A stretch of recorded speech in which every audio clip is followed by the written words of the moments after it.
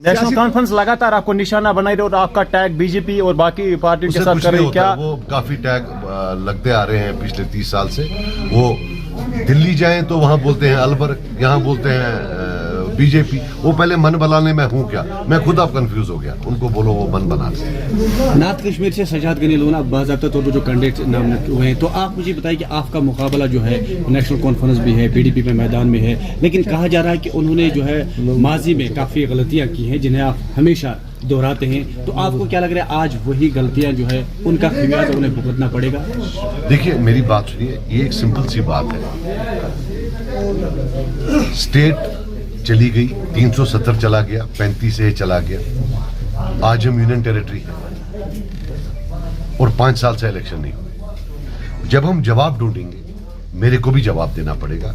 लेकिन मैंने सिर्फ 2.5 साल, एक पशुपालन मंत्री था मैं 2.5 साल। जिन लोगों ने 20, 30, 40 साल हुकूमत की है, जवाब तो ज्यादा उनसे मांगा जाएगा। सो ये मैं, हमें कोई जाती जिद नहीं है नेशनल कॉन्फ्रेंस का, लेकिन जिस हालत में हम हैं, नेशनल कॉन्फ्रेंस नहीं कह सकती कि मेरा इसमें कोई रोल नहीं। उनका बाज़ाब्ता रोल है, क्योंकि 31 साल लगभग 50% के टाइम जो है हुकूमत उनके पास थी। इसलिए हम उनसे उनको तनकीद नहीं करते, उनसे सवाल पूछते हैं और हम ये उम्मीद रखते हैं कि वो सवालों का वो जवाब देंगे।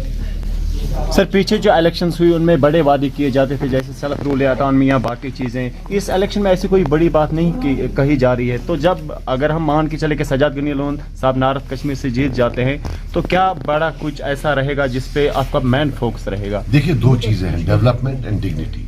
डेवलपमेंट होता है आपकी economic packages. As I said, मेरा ख्वाब है जो जम्मू कश्मीर के लिए, I see it in the long term as horticulture based, कि इसमें horticulture, some sort of agriculture, biotechnology, which means aromatic plants, medicinal plants, ये बहुत बड़ी इंडस्ट्री जिसमें thousands of crores का टर्नओवर हो सकता है। और दूसरा टूरिज्म। मेरा main focus our as a party is to get as much funds as possible for development of these 2 sectors.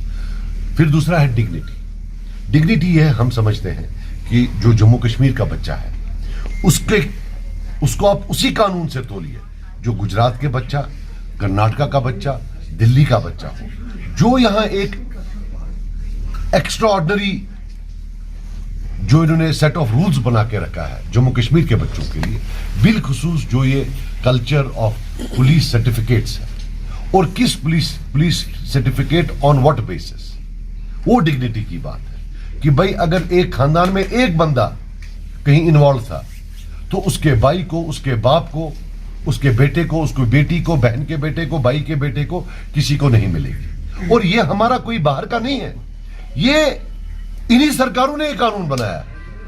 पूरी दुनिया में कहीं ये कानून नहीं है कि बाप की सजा बेटे को, या बेटे की सजा बाप को, या भाई की सजा भाई को। ये सिर्फ जम्मू कश्मीर में है। जवाब हम चाहते हैं कि आज जो नौजवान है, आपको नहीं पता, मुझे नहीं लगता आपको प्रॉब्लम है या नहीं, लेकिन हमारे पास सैकड़ों प्रॉब्लम रोज आती है, डजन्स ऑफ देम, जहां बच्चे को नौकरी मिलती है लेकिन उसको पुलिस सर्टिफिकेट नहीं मिलती है। वो बोलता है सर मैं तो पैदा ही नहीं हुआ था जब मेरे फादर से कोई गलती हुई। Is anybody talking about it? ये इशू नहीं है क्या? Emotional slogans are over. आप इलेक्शन लड़िए on the basis of what people face in their day-to-day lives, and I will do what it takes to ensure that we have the same set of laws as in any other state in India. You cannot have special coercive laws just for the youths of J&K. That I promise you. Sir, कल उमर अब्दुल्ला साहब ने बताया कि वो वाजपेयी के साथ अगर वो होते तो फिर काम करते, तो तब की बीजेपी और अब के बीजेपी में उसके हिसाब से क्या फर्क है? आपको क्या लग रहा है? देखो यार, उमर साहब को अल्लाह ताला ने माफ किया है, उसको सर्टिफिकेट है, वो कुछ भी कर सकता है, वो कुछ भी कर सकता है, वो जन्नत की सर्टिफिकेट दे सकता है, सफाई की, वो कुछ भी कर सकता है, उसका आप छोड़ दो। देखो मैं नहीं बोलना चाहता, वो मेरा हरीफ है, लेकिन फिर ये बोलते हैं कि भाई ये गाली गलौज करता है, वो टरबाज है, वो बहुत टर मारता है। अब ये मुझे आप बताओ, वाजपेयी साहब और मोदी साहब में क्या फर्क है? वाजपेयी साहब ने इंटरनल ऑटोनॉमी का रेजोल्यूशन रिजेक्ट नहीं किया। वाजपेयी साहब ने पार्लियामेंट में नहीं बोला अगर हमारे पास बहुमत होता तो हम 370 को हटा देते। उनके टाइम में क्या कई बड़े कांड नहीं हुए, उन्हें कोई एक्शन लिया क्या? कौन सा फर्क है?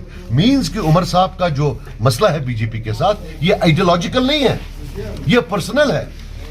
उनका प्रॉब्लम हिंदुत्व से नहीं है, उनका प्रॉब्लम यह है कि उनको मोदी जी शायद घास नहीं डालते हैं, वाजपेयी साहब घास डालते थे। कल कोई और आएगा, वो घास डालेगा, उधर चले जाएंगे। इसमें क्या है?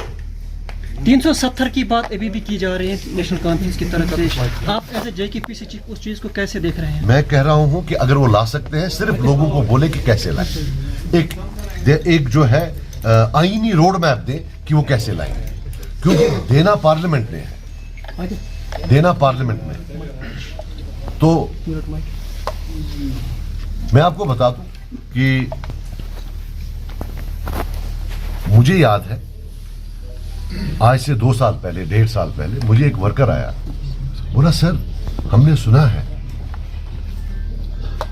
नेशनल कॉन्फ्रेंस वाले बोलते हैं कि जो सीटें सजाद साहब को आएंगी ये इस्तेमाल की जाएंगी असेंबली में एक रेजोल्यूशन पास करने के लिए, जो सुप्रीम कोर्ट भेजा जाएगा, क्योंकि तब खबर थी कि असेंबली इलेक्शन होगा। तो ये झूठ उन्होंने डाल दिया कि जी रेजोल्यूशन पास होगा, वो असेंबली जाएगा। फिर सुप्रीम कोर्ट ने फैसला भी सुना दिया। उनको अगर लगता है कि देखो, क्योंकि इनके 3 MP वहां होते हुए 370 लिया, वो कुछ तो कर पाए। अब अगर इनका कोई MP गया, अगर गया, वो कैसे वापस लाएगा, वो इनको लोगों को समझाना चाहिए। झूठ नहीं चलेगा, कितना झूठ बोलेंगे। आपके हिसाब से ये 70 साल से झूठ बोल के आ रहा है, आपको अभी लग रहा है कि उनके तरफ से कोई MP अब कश्मीर से जाएगा?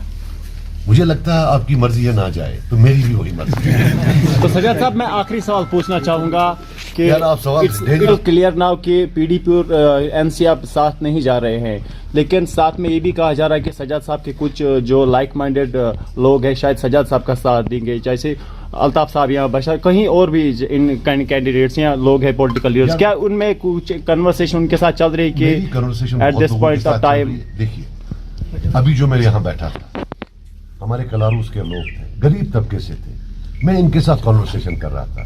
ये conversation from here till top मेरी चलती रहेगी इन परस्यूट ऑफ अ विन। हम तो किसी के पास भी जाएंगे और उसको बोलेंगे। सो ये वो कम्युनिकेशन तो होती रहती है, लेकिन किससे वो मैं इसमें बयान